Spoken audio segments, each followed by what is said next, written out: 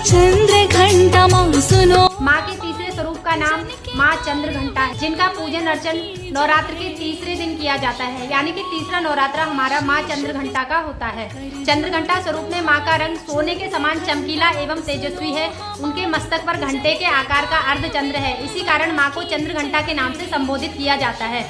माँ के इस रूप में 10 हाथ है, जिससे उनके एक हाथ में कमल, एक हाथ में कमंडल, एक हाथ में त्रिशूल, एक हाथ में गदा, एक हाथ में तलवार, एक हाथ में धनुष और एक हाथ में बाण है। उनके एक हाथ पर हृदय तथा एक हाथ में आशीर्वाद मुद्रा में, अभय मुद्रा में भक्तों को कल्याण के लिए रहता है। माँ के गले में सफेद फूलों की माला रहती है और उनका यह वाहन बाघ है, यानी कि उनका जो वाहन है वो बाघ है।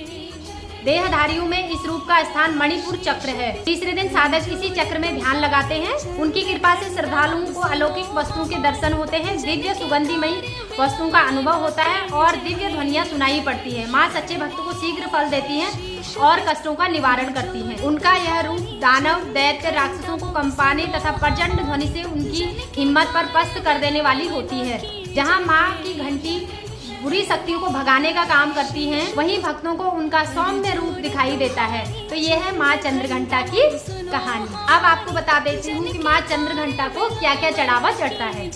माँ अंतर्मन में स्थित दैवीय शक्ति उद्घोष कर मार्गदर्शन करती हैं कि नवरात्र के तीसरे दिन उनके चंद्रघंटा स्वरूप को दूध या इससे बने पदार्थों को अर्पित कर प्रसाद के रूप में भक्तों को वितरित करने से वे सदा दुखों का नाश करती हैं।